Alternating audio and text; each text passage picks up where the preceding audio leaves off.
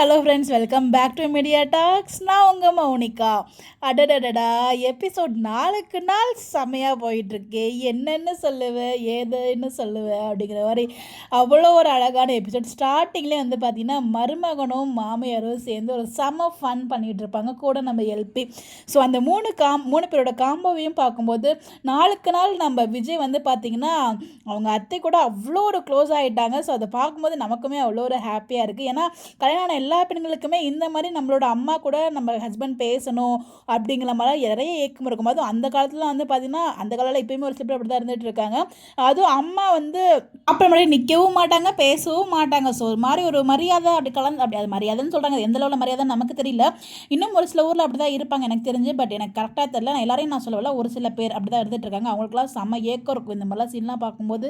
எல்லாருமே அவ்வளோ சீக்கிரம் வந்து மருமகன் மாமியார் அவ்வளோ சீக்கிரம் பாண்ட் ஆக மாட்டாங்க.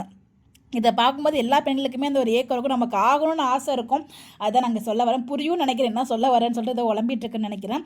ஸோ அந்த மாதிரி ஒரு அழகான காம்போ. அங்கே வந்து நடுவில் அவங்க அந்த ஹாப்பியாக இருக்க மூமெண்ட் பார்க்குறது பிடிக்காமல் ஒரு பக்கம் வந்து பார்த்திங்கன்னா நம்ம கங்கா வந்து ஒரு மாதிரி மூஞ்சியை காமிக்கிறாங்க. ஸோ அது வந்து விஜய்க்கு புரிஞ்சிடுது. நாங்கள் வந்து உங்களுக்கு பிடிக்கலையா அப்படிங்கிற மாதிரி கேட்குறாரு. அப்போல்லாம் இல்லையே அப்படிங்கிற மாதிரி சொல்லும்போது டக்குனு பதில் சொல்லுவார், நீங்கள் போஸ்ட் கூட நான் போக மாட்டேன், ஏன்னா அத்தை வீட்டுனால மாதிரி ஒரு நாள் கூட இருக்க முடியாது அப்படிங்கிற மாதிரி வந்து பேசியிருப்பார். ஸோ அது அங்கே நிற்க முடியாமல் அவங்க வந்து செம்ம கன்னில் போயிடுவாங்க. அடுத்த நாளே நம்ம விஜயும் குமரனும் பேசிகிட்டு இருக்கிறத பார்த்துட்டு கங்கா இவங்க 2 பேர் ஏதோ பேசிகிட்டு இருக்காங்க, என்ன பேசிகிட்டு இருக்காங்க திருப்பி கேட்டுட்டு இருக்காங்க. பட் குமரன் செம்மையாக வந்து எஸ்கேப் ஆகிட்டே போயிட்டு இருப்பாரு. காவேரி கிட்டையும் எவ்வளோ கேட்குறாங்க. பட் காவேரி வந்து பார்த்தீங்கன்னா டீசெண்டாக அதை பற்றி என்ன எதுவுமே கேட்கவே இல்லை. ஸோ புருஷன் எதாவது பண்ணுறாரு, நமக்கு நல்லதாக பண்ணுவார், அவங்களுக்குள்ள ஒரு தாட் இருக்குது. ஸோ அதெல்லாம் அப்படியே விட்டுட்டு இருக்காங்க. பட் கடைசியாக வந்து அந்த பாய் சொல்லுவாங்க பார்த்தீங்களா, அது ரொம்பவே நல்லா இருந்துச்சு. அந்த பிளைன் கீஸ் கொடுத்து பாய் சொன்னது நம்மளால் மறக்கவே முடியாது. இந்த ஒரு கீஸ் சீன் வந்து நமக்கு இன்னொரு இடத்த ஞாபகப்படுத்தி சொல்லுங்கள் என்னன்னு சொல்லிட்டு அதை நான் அடுத்த வீடியோ நான் சொல்கிறேன்.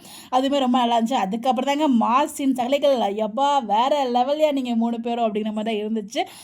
நம்ம நிவின் வந்து பார்த்தீங்கன்னா கடத்திட்டு போகிறாரு. சர்ப்ரைஸ் சொல்லிட்டு கடத்திட்டு போயிட்டுருக்காரு. ராகவுக்கு அப்பயுமே தெரியுது அவன் சர்ப்ரைஸ் கொடுக்கல, ஏதோ பண்ணுறான்னு சொல்லிட்டு. பட் இருந்தாலும் அதை பெருசாக எடுத்துக்கல, நார்மலாக போயிட்டு இருக்காப்புல பைபிளில்.